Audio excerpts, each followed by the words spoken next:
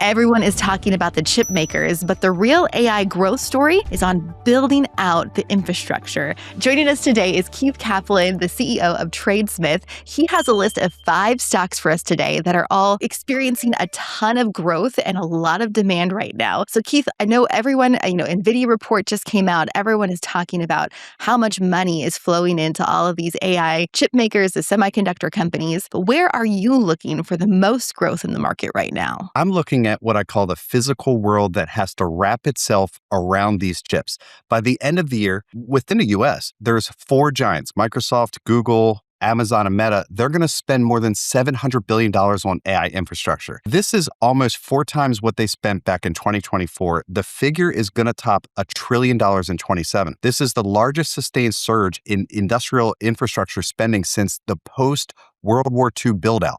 That's how big this is. The money isn't going into software. It's not going into marketing. It's actually pouring into football field size buildings, gigawatt scale power systems, and transmission lines that do not exist yet. It is running into a wall. The demand has outrun the world's ability to manufacture, to build, and to approve. There are physical choke points. This is what I'm calling it. These are choke points across the entire AI supply chain. This is going to be a massive trade for everybody interested. Yeah, I think we're seeing those choke points for the last few months at least. Talk about what you mean by choke points and where is that really showing up the most right now? If you think about a choke point with water, the narrowest part of that pipe is what we would consider the choke point. It won't matter how much water is upstream. The flow is whatever the choke point allows. So we're squeezing demand through a really small tube is the way to think about it. Everybody's been telling the GPU story. It is incomplete. To use a GPU, you need memory that is fast enough to feed it. You need optical cables to connect it to the next chip. You need cooling to keep it from melting. You need a power plant nearby, a transformer to shove the electricity into the building. So I've coined this idea of choke points, and there's 5 places I'm focusing. High bandwidth memory, we call that HBM. You'll see HBM a lot. Photonics, thermal management, power generation, and the electrical grid. Every single one of these is completely bending under the demand. They are the choke points. Industrial booms, they always play out the same exact way here. If you think back even to the PC boom, it was Microsoft and Intel that benefited the most. The largest fortunes are going to go to the companies that are supplying what the visible players cannot function without. Yeah, I think those are all great categories to look at in this AI build out. And I love that you brought up Intel because this stock is once again benefiting from this next round of the industrial wave. It's been great to see what's happening with that name. But let's talk a little bit more about how much more growth is ahead. This is the conversation we have. I feel like every other video we do, we talk about so many skeptics out there, skeptical investors who are saying this AI story has run too far, too fast. But I think the numbers speak for themselves. You said already that $1 trillion investment by 2027. That's next year. And then last night, the Nvidia CEO during their earnings call, he said in the next 3 to 5 years, they're expecting $3 to $4 trillion impact. I mean, this is huge. Talk about that a little bit more about just how much of an impact and how much growth these names could still have.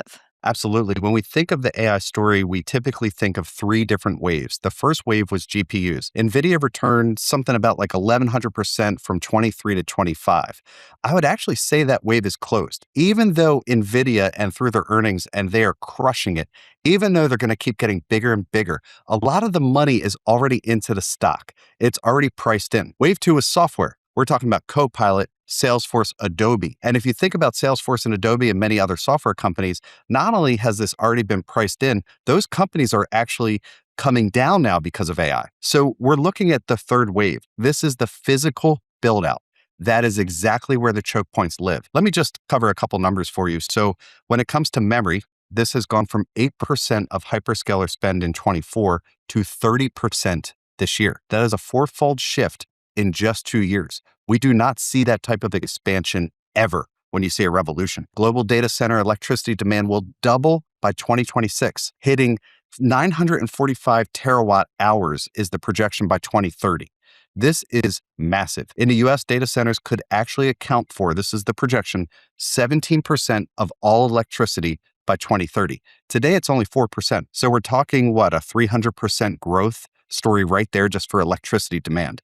I look at this as a long build out. We want to own the picks and shovels here. This to me could be easily a 5-year mega trend for us. I think longer than GPUs, much longer than software was. That is a really great timeline to consider for investors, that we're still looking at 5 years of potential explosive growth in some of these names that still have a tremendous amount of build out and infrastructure to build before this growth story is over. So let's talk about that just a little bit more, because there's plenty of investors out there that are feeling like they already missed the boat, that why would you get in a stock that's already run up over 600% in 1 year? Why would you invest in that today? Have they missed it, or is it still worth investing in that stock that's had a tremendous growth story already? They have not missed it at all. So a lot of times you have to look at, is the tremendous growth in a stock warranted? And does that meet what's already been projected? If it's already meeting what's been projected, then your demand is not there for that stock to grow more, even if you have demand into the field that you're investing in.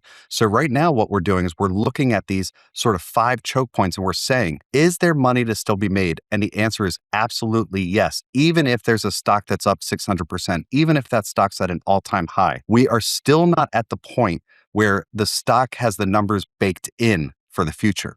We are still way below where the demand is with these stocks that I'm going to talk about today. Well, let's get right into your list. And again, you and your team at TradeSmith have been working on a full report, and there is a free offer for our viewers today. If you want to get that full report with 12 stocks that are a part of this AI chokehold story that still have a tremendous runway ahead, you can scan the QR code or click the link in the description to get that free report with all 12 stocks from Keith and his team at TradeSmith. But Keith, today we are going to cover 5 names from that report and 5 of the biggest growth stories in those 5 different areas you mentioned earlier on in the video. So what's the first area you want to cover? Okay, so the first choke point I'm going to cover is high bandwidth memory. So this is really what I would say is the new bottleneck inside of the chip. HBM, which is high bandwidth memory, stacks 12 layers of memory next to the GPU. Without this memory, AI chips, they don't work. So the first pick I want to share with you today is a company you're probably familiar with. I know you are, Bridget, but the people watching have probably heard about before. It's Micron. The ticker symbol is MU. They design and manufacture memory and storage chips. They are the only American producer of high bandwidth memory. 2025, their output was completely sold out. 2026 is already largely committed.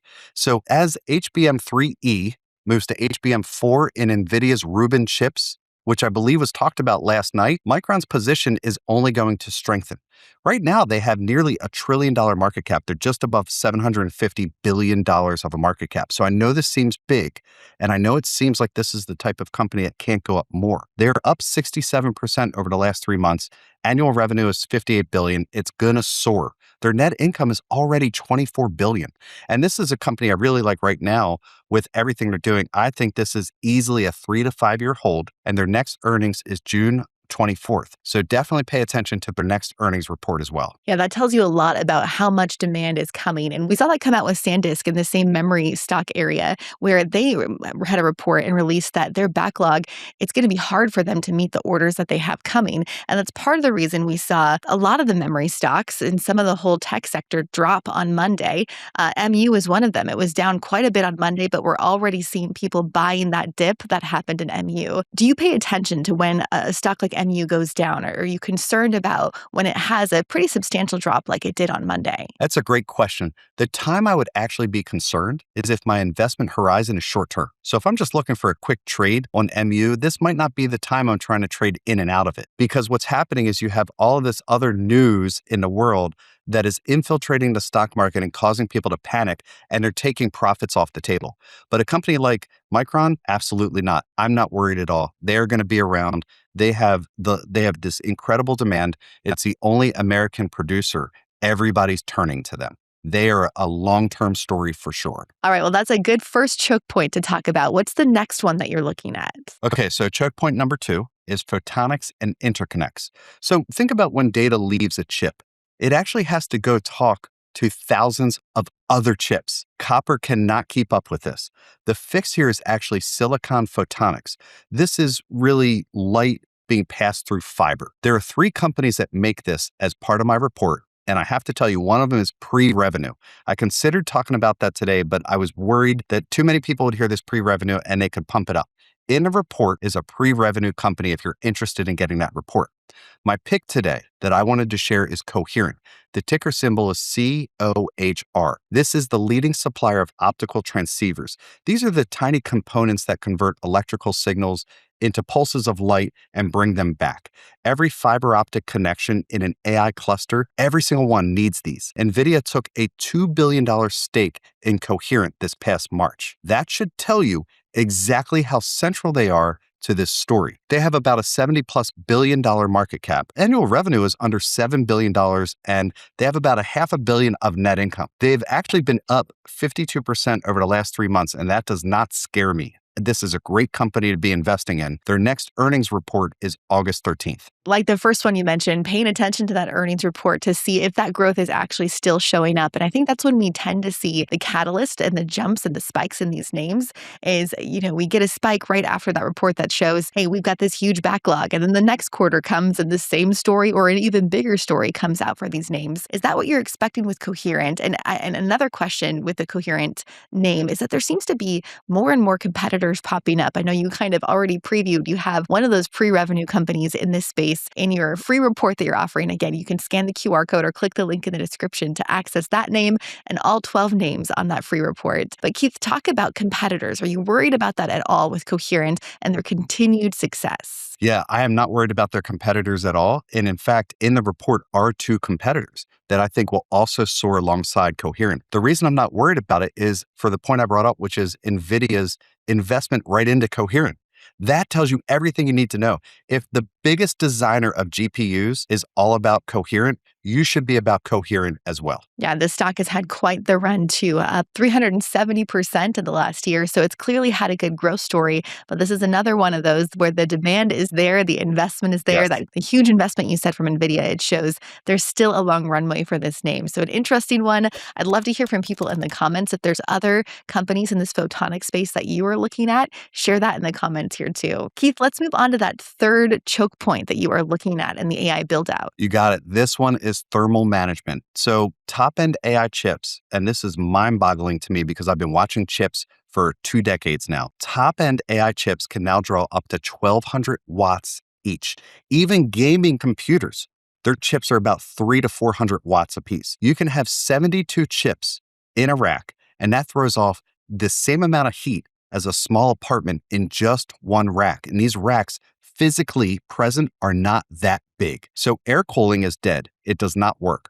We need direct to chip liquid cooling because that can carry heat 3,500 times more efficiently than air at the same exact flow rate. This is really just basic physics. I have 2 picks in my report. One of them is a tiny company that you have to learn about, but the pick I want to cover here is Vertiv. VRT. This is a dominant supplier of coolant distribution units, and those distribution units are about the same size as a refrigerator box, and they are pumping coolant through every single AI rack. They already supply most of the large hyperscaler buildouts. So for this company, for Vertiv, they're over a $100 billion market cap. I think they're about a $120 billion market cap. Their annual revenue is over $10 billion. Their net income is just under $2 billion. So they're already profitable. They've been up about 33% over the last couple of months. Next earnings report is July 29th. And I have speculation for them that they're going to make some pretty big announcements about partnerships they're making because of these data centers getting built out and the demand. Yeah, their last earnings report was really great too. They had another beat and raise. And so clearly they're getting the numbers, the contracts are coming in for Vertiv. I also think that it's interesting to look at this stock chart right now. This one is down over 10% in the last 5 days. So it looks like an interesting time to be looking at getting into Vertiv. It dropped on Monday about the same time the memory stocks were. A lot of these tech stocks were dropping. Why do you think we see those kinds of pullbacks in names like this that have such a long-term growth story ahead? Absolutely. So there's a lot of computer-generated trading out there. You've got a lot of the big money that has been in these companies. And what's happening is they're taking money off the table, they're taking some profits, and are moving them to other stocks. It does not mean that this play is over. In fact, a 10% pullback is a great time to enter this stock for sure. Yeah, it's a name that we've been following for a few months on the channel. It's been recommended by multiple guests we've had. I think there's some strong reasons to be looking at Vertiv. And like you said, the 10% pullback right now is a really interesting time to be looking at this name. All right, let's move on to that next choke point you want to talk about. And I'm really excited for the last one because we're starting to talk about energy now. And the last name that you have, I've never heard that name talked about in this AI build out story. So let's get to these last two sectors and last two stocks you have for us. What's this fourth choke point? Okay, great. So we were just talking about thermal management, keeping the chips cool. Well, now we need energy generation. A single AI data center now eats the power of a mid-sized city. Stargate is consuming 1.2 gigawatts currently. Meta's Hyperion is at 2 gigawatts, and they're saying it's going to scale to 5 gigawatts. So AI needs baseload and it needs it 24/7. So really what's happening is that just leaves for you natural gas and nuclear. Both of these areas are booming. I have 4 picks in my report today. 2 are actually small and 1 is even pre-revenue. But what I want to talk about on this is Constellation Energy Group, CEG. Constellation is the largest U.S. nuclear operator. They have 21 reactors, plus they have stakes in several more. They're bringing 3 Mile Island back online. Every single gigawatt of new baseload demands flows to its bottom line. You need to provide power, and this is going to be one of the fastest, best ways to do it. Constellation already has a $95 billion market cap. They have $30 billion in revenue annually and nearly $4 billion in net income. This is not a small company at all, and this is not a company that's speculative. What I really like about this opportunity, I don't know if you've looked at their chart, but their stock has been down 11% over the last 3 months. Really, when you think about this trade, it's consolidating right now. Next earnings is early August. I think this is a great time to be buying Constellation Energy to get ahead of their next earnings report and all of this energy build out that you need. Looking at the chart, I'm remembering Constellation was a name we were talking a lot about in, January of 2025. And you can see in the chart, that's when it had its first big spikes. And then it crashed quite a bit. And then it went up to new highs again. And now we're seeing more volatility. So when you look at that, like you said, this is not a small company. This is a solid company that's been around for a long time. Why do we see so much volatility in the chart of a company like this? I think what happens is you have a lot of people that are buying into the stock. The stock market is just supply and demand, just like what's happening with the AI build out and infrastructure. It's all supply and demand. So if there's a lot of money that's going into a stock, a lot of people, big companies, computer systems, they believe that the stock is getting overvalued. They're pulling their money off the table to put it elsewhere. So what I love about a company like this is that it's just kind of in the background taking advantage of the stock demand. Then there's more supply of the stock, which is happening right now. So we can increase the demand, buy up the stock, get in at good prices. I also think that this sort of relates to this idea that SpaceX is going to IPO. What do you think is going to happen when SpaceX IPOs? Yes, you're going to see other money flowing into SpaceX, but that's bringing a lot of money online into the stock market. A lot of people will feel like SpaceX is overvalued. So where are they going to put the money? They're going to put it into the picks and shovels plays that we're talking about today. Let's talk a little bit more about, you mentioned on the Constellation story, that Microsoft nuclear investment into this company. And Constellation's been tied to that nuclear story. And I think part of the argument that we've heard from investors over the last year or so, or really we've heard from the market, is that that nuclear build out is just going to take too much time. The time for an investor, the timeline for an investor to really profit from this is going to be a longer horizon than some of the explosive growth stories that we're seeing right now. Do you think there's a little truth to that it could take a little bit longer before that nuclear story is a part of Constellation's earnings and numbers? Yeah, I totally get that. I think that's really, really good for people to have that sort of skepticism here. So if we jump back to 3 Mile Island, that plant was shut down 5 years ago. It's actually coming back online only for Microsoft.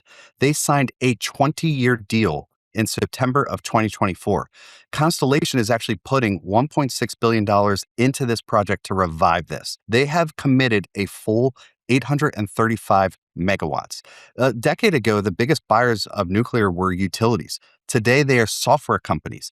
Even Amazon has a 17-year deal that's worth $18 billion to Talon. So when you think about all of this, it's just a huge picks and shovels play. I have no concern about these nuclear plants coming back online. The administration is favoring them, and this deal was signed because it can happen. It's a great one to look at. And like you said, there's three other names in the sector on your special report. One more time, just because I think that you add so much value in these names and it's a free report. So if you want to scan the QR code or click the link in the description, you can get all 12 stocks on that list. And some of them are those smaller names, like you said, the pre-revenue names that you have not heard of before. This next company is definitely not pre-revenue. It's a name that you may have heard of, but I have not heard about it in a discussion talking about the AI story. So let's get to this last choke point. Okay, so my fifth choke point I'm going to cover today is grid and transmission. Even if you build the power plant, you might have to wait 5 years to use it. When I read that stat, I confirmed that stat, and it got me really excited because that says to me there's a lot of investing that's going to happen, and we can invest alongside. Transformers used to ship in 12 months. Today, the average is actually 2.5 years, so it's 2.5 times longer than that. Heavy gas turbines are taking up to 7 years to ship now. I hope that everybody who's watching this can see this choke point because this is nuts. We have this thing called PJM interconnection, and the queue for that is over 8 years. Northern Virginia Utilities is warning that new projects that were filed after 2024 won't get a grid hookup until at least 2028 or later. So that means if you're filing right now, probably at least 2030. So I have 2 picks in a report, and I wanted to cover this company because this company has been around for over 100 years and most people have not heard of it. It's called Eaton. ETN is the ticker. They are a power management giant. And like I said, they've been around for over 100 years. I'm talking about transformers, switchgear, power distribution, and so much more. The infrastructure that connects every single data center to the actual grid. Data centers are now Eaton's fastest growing end market. So they have a $148 billion market cap. Like I've said, they've been around 100 years, which is just mind-boggling to me that they're the premier player in this space. They have nearly $30 billion in annual revenue, and they already have $4 billion in net income. I like to mention that because it means that they can keep investing. They have actually been relatively flat for 3 months. So there's been quiet accumulation in a name like this, and it has multi-year backlogs. Next earnings is August 4th. But when you think about that multi-year backlogs that they have and how they've been relatively flat, this is the time to be buying this company. Yeah, hearing that you can order something and it might take 7 years to be delivered is wild. As a regular consumer, I can't imagine planning that far in advance, but that is just the situation we are in with how much demand there is for the power grid. So it makes sense that a company that's been around for this long is all of a sudden the hottest ticket out there. It's in high demand because they're making something that is still essential, even though new tech is obviously a part of the story. Right now, we still have the classic electric grid, and we need the pieces and the manufacturing to make that happen. So great way to look at this. And I also wanted to point out the chart. It's down about 7% in the last month or so. So it's definitely an interesting time to be looking at this name. This company has been a power management giant. It's been around for over 100 years. When you think about the backlog here and the fact that we can't bring these data centers online and everybody's going to want these data centers online, this is a great company to be invested in. Yeah, Keith, thank you so much for the great discussion today and all of these names. I know that report that you have is going to have even more value for viewers out there today. If you want to hear more about the energy story and maybe hear more about that nuclear conversation, check out the last conversation we had on nuclear stocks. I know some of these names are really down right now. If you believe in the thesis, it might be a really good time to revisit a few of these names.